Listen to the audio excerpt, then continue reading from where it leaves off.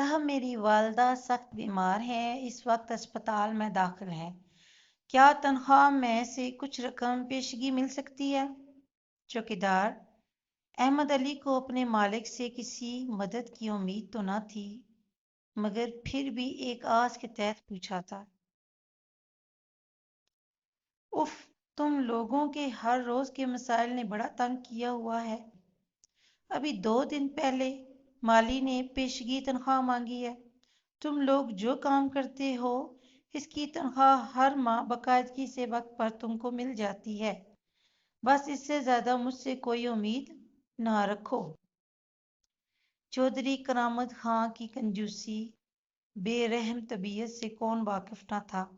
وہ اپنے گھر اور خاندان کے لیے تو لاکھوں لٹا دیتے تھے، مگر کبھی کسی فقیر، کسی ضرورت مند کو 1 روپیہ نہ دیتے تھے، الٹا اس کی بےعزتی کرتے اور ان کی مجبوریوں کو جھوٹ قرار دیتے تھے۔ احمد علی بوجھل دل سے واپس گیٹ پر اپنی ڈیوٹی دینے آیا تو مالی باغ کی صفائی کر رہا تھا۔ اسے دیکھ کر اس کے پاس آیا۔ کیا ہوا؟ نہیں دیے نا مالک نے تم کو پیسے؟ نہیں بھائی، بہت ضرورت تھی، پتہ نہیں اب کیا ہوگا۔ ماں اسپتال میں ہے اور مجھے بھی سخت ضرورت تھی۔ بیٹے کی اسکول کی فیس دینی تھی، مکان کی چھت گر گئی تھی، فوری مرمت کرنی تھی۔ پھر کیا ہوا؟ احمد نے پوچھا۔ کچھ نہیں ہوا، بچے کو اسکول سے نکال دیا گیا۔ اوہ! احمد کا دل مزید دکھ گیا۔ ہم غریب مجبور لوگ کیا کر سکتے ہیں، وہ مایوسی سے بولا۔ چوکیدار مالی نے فیصلہ کن انداز میں آہستگی سے کہا۔ احمد علی بوجھل دل سے واپس گیٹ پر اپنی ڈیوٹی دینے آیا۔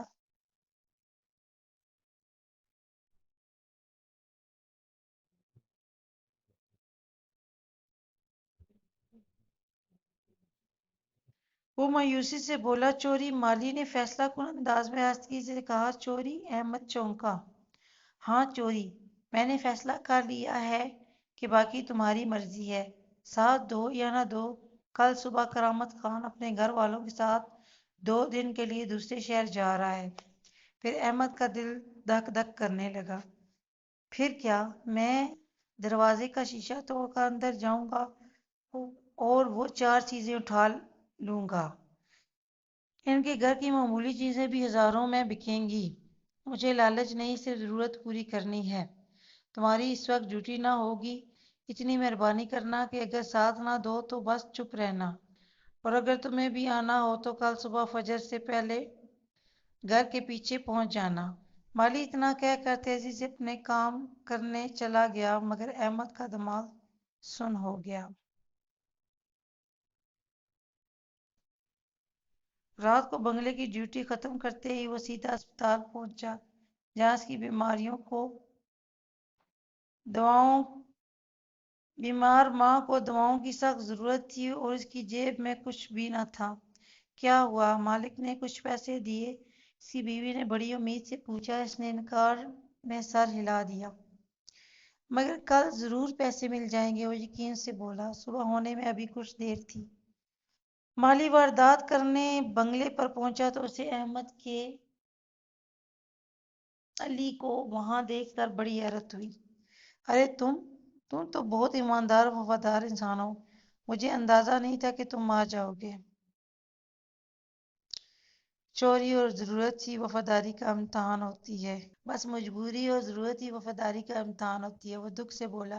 اچھا یہ بتاؤ کرنا کیا ہے؟ پہلے تو دیوار پھاند کر اندر جاتے ہیں، ٹھیک ہے؟ مالی کے پیچھے پیچھے وہ گھر میں داخل ہو گیا اور اندر جانے کا دروازہ مضبوط شیشے کا تھا، کھڑکیاں بھی، مگر مالی نے کل شام میں کھڑکی کی کنڈی کھول دی تھی۔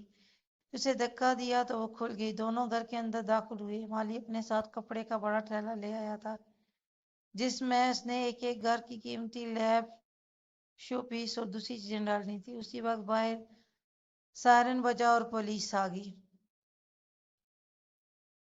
ان کو بھاگنے کا موقع نہ ملا، کرامت خان خود بھی پولیس کے ساتھ پہنچ گئی۔ پولیس صرف مالی کو پکڑ کر لے گئی۔ شکریہ احمد علی۔ وہ زندگی میں پہلی دفعہ اپنے کسی ملازم سے نرم لہجے میں شرمندگی سے مخاطب ہوا۔ تم نے نہ صرف وفاداری نبھائی بلکہ مجھے ہمیشہ کے لیے اپنا احسان مند بنا لیا ہے۔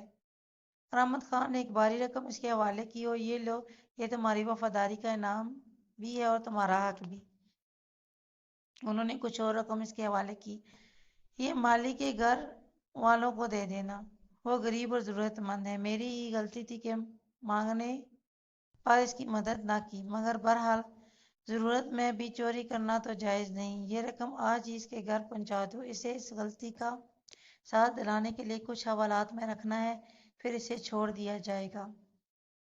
واقعی 2 دن بعد مالی آزاد ہو کر سیدھا کرامت خان کے گھر پہنچا اور اس سے معافی طلب کی۔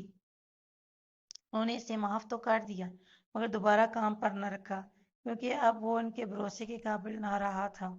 اس واقعے کے بعد احمد علی نے کرامت خان کو بالکل بدلا ہوا پایا۔ وہ اپنے تمام ملازمین کی ضرورت کا ہر ممکن خیال رکھتے، ان کی مالی مدد کرتے رہتے۔ اب ان کا رویہ غریب لوگوں سے بدل گیا اور اس سبب اللہ نے ان کے کاروبار میں بہت ترقی دی۔